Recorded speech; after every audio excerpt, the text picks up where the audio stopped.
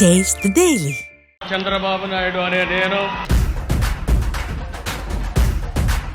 నీ పార్టీని బంగాళాఖాతంలో కలిపే శక్తి తెలుగుదేశం పార్టీకి ఉంది.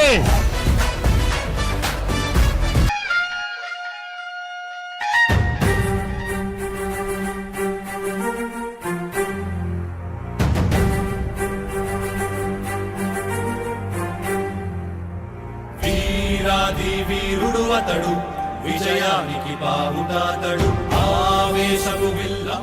இளமையில் காங்கிரசின் தீவிர தொண்டர், ஆந்திராவின் டிஜிட்டல் பரிணாமத்திற்கு வித்திட்டவர், ஹைதராபாத்தை சைபர்பாதாக மாற்றியவர், உலக நாடுகளின் கவனத்தை ஆந்திரா பக்கம் திருப்பிய திறவுகோல், முடியாது என கூறிய மெட்ரோ ரயிலை ஆந்திராவுக்கு கொண்டு வந்து சாதனை படைத்த செங்கோல்.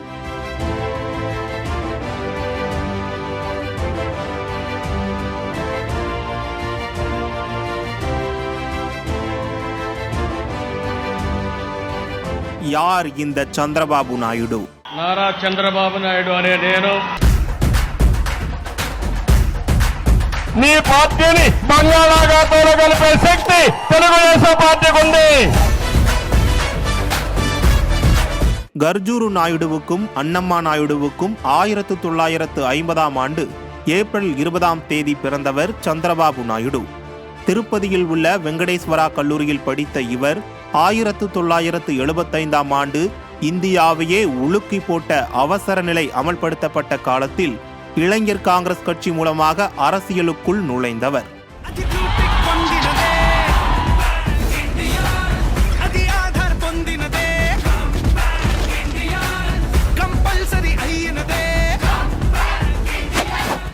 அதன் பிறகு அரசியலையே தனது வாழ்வாக ஏற்றார் சந்திரபாபு நாயுடு. தெலுங்கு நாட்டின் எம்ஜிஆர் என அழைக்கப்பட்ட NT ராமராவின் தெலுங்கு தேசம் கட்சியில் இணைந்து அக்கட்சியை வளர்ப்பதில் பெரும் பங்காற்றியவர் சந்திரபாபு நாயுடு என்றால் அதை யாரும் மறுக்க முடியாது.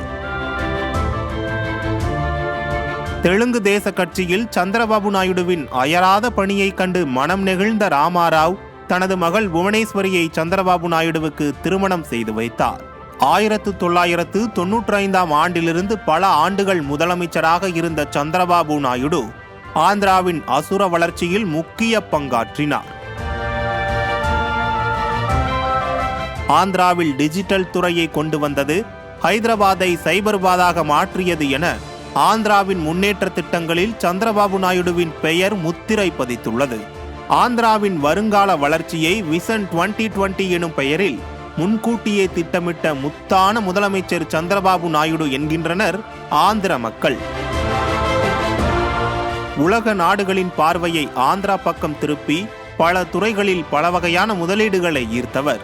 மேலும் ஆந்திராவில் மெட்ரோ ரயில் உட்பட பல வகையான கட்டமைப்புகளை கொண்டு வந்தது மட்டுமின்றி வேளாண் துறையிலும் கிராமப்புறங்களிலும் பல வளர்ச்சிகளை கொண்டு வந்தவர். ஆந்திராவின் வளர்ச்சியில் அவருக்கு நற்பெயர் இருந்தாலும் கட்டமைப்பு வளர்ச்சிகளுக்காக விவசாயிகளிடமிருந்து நிலங்களை கைப்பற்றியது உட்பட பல காரணங்கள் அவரது கட்சிக்குள்ளேயே எதிர்ப்புகளை ஏற்படுத்தி கொடுத்தன.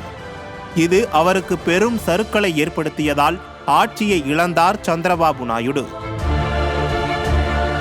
பல கட்சிகளுடன் கூட்டணி வைத்து தேசிய அரசியலில் பெரும் பங்காற்றிய சந்திரபாபு நாயுடு 1996ஆம் ஆண்டு தேவகவுடா, குஜ்ரால் ஆகியோர் தலைமையில் ஐக்கிய முற்போக்கு கூட்டணி ஆட்சி அமைக்க பெரும் பங்காற்றியவர்.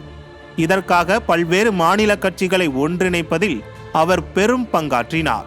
கட்சிக்குள்ளேயே பல்வேறு குழுக்கள் பிரிந்து பிரச்சனை செய்த போதும் அசராமல் கட்சியை வழிநடத்தியவர் சந்திரபாபு நாயுடு.